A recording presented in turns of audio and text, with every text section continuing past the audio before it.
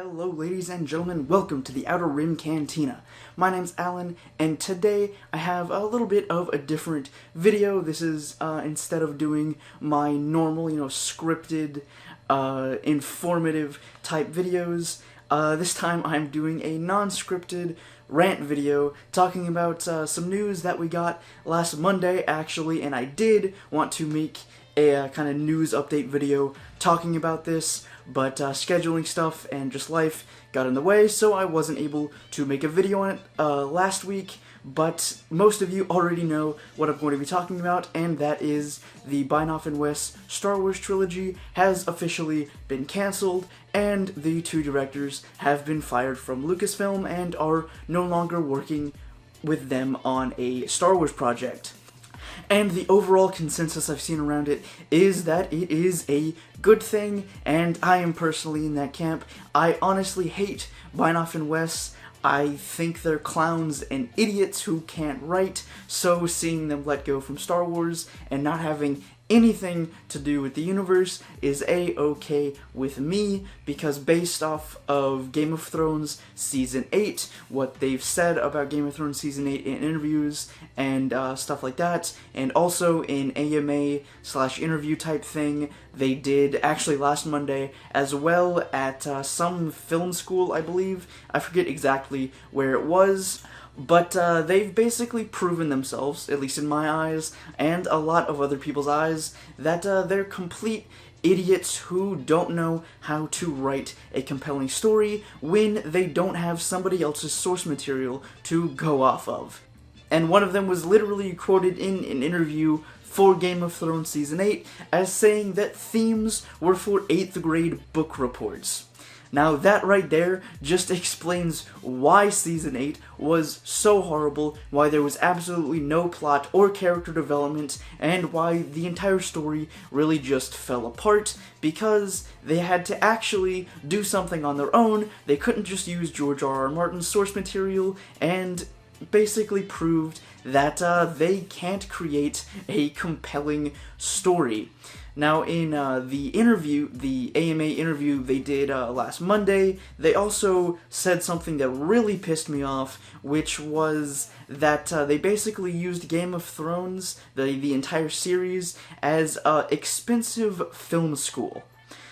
Now, there are hundreds, dozens, hundreds, there are a bunch of people every single day, every year, whatever, that have to work their absolute ass off just to get into film school, much less to be able to work on a project or with something as well-known and popular as Game of Thrones, and to be able to direct a multi-billion-dollar project. That does not happen very often, and it especially does not happen to people that haven't even been to film school before and literally admitted to just using the show as their way of learning their way around the industry and learning different filmmaking techniques and everything like that. They literally just took George R.R. Martin's characters, story ideas, plot arcs, character development, everything like that, and just adapted it on screen and made it look cool. Other than that, they really didn't do that much work, let's be honest here. Now, when this news dropped, I was super excited about it. I talked about it a lot over on Twitter, and I actually ended up getting into little arguments with some guy that basically called me an idiot for thinking that Benioff and Weiss are idiots because they won 59 or whatever Emmys for shit they didn't write. Now, in my opinion, I don't really care how many Emmys you've won if you didn't create something on your own. Like I said, they literally just took what George R.R. Martin had already created and adapted it on screen. They really did not do anything that special, and honestly are pretty undeserving of those 59 Emmys, in my opinion. Now, I've also seen people over on Twitter say that people like me, who shit on Benioff and Weiss now that they're fired from Star Wars, are basically hypocrites for defending somebody like Rian Johnson, who made a very controversial Star Wars movie, but I don't really see them as the same thing at all. If you can name me something that Rian Johnson has created that is as universally hated or objectively bad as Game of Thrones Season 8, and no, The Last Jedi does not count, it is not objectively bad, and it is not universally hated. That has been disproven thousands of times by now. There are so many videos on YouTube, there are so many places online you can go to find evidence to support that, and basically blow all those stupid Last Jedi bad theories out of the water. But that is not the point of this video. The point of this video is for me to basically shit on Benioff and Weiss. I wouldn't even be standing here making this video, though, if they basically did not prove themselves to be complete idiots when it comes to storytelling. Now, it has also been revealed in the week that has passed, since this news has dropped, that there were various things going on behind the scenes which contributed to their firing. One of the biggest ones, actually, to me, seems to be that Benioff and Weiss and Lucasfilm had some major story disagreements on what they were going to make, which was apparently going to be a origin story for the Jedi. So that would be pre-Old Republic era, because at least in Legends, as far as we know now, the Jedi were created, they formed as an order a very long time before the Republic came into existence, and there was a whole bunch of civil wars between the Jedi and the Dark Jedi, and all that kind of stuff. So I assume that's what the Benioff and Weiss story would be focusing around, would be the creation of the Jedi and all of the civil wars and stuff, and basically making it into the Jedi Order that we are introduced to in the Skywalker saga. But yeah, apparently Lucasfilm and Benioff and Weiss didn't agree on the basic idea of how the Jedi came into existence, which I thought was interesting, and probably a bunch of other stuff that none of us really know about, but it does actually appear that it wasn't an accident that the Benioff and Weiss announcement came a few hours actually after they did that AMA/interview that I mentioned earlier, where again they basically proved themselves to be completely incompetent and not worthy to create a Star Wars story. And also it appears that Kevin Feige might have been brought in to work on a Star Wars project because they had known for a while now that the Benioff and Weiss trilogy wasn't going to happen, and it seems like Benioff and Weiss already knew it wasn't going to happen as well, and instead of saying they were fired or Lucasfilm just cancelled their trilogy and basically kicked them to the curb, they said they were, quote, too busy to work on Star Wars, which is total bullshit. Because pretty much anyone given the opportunity to work on Star Wars would take that opportunity. They wouldn't just throw it to the side because they're too busy. They would make time to work on Star Wars.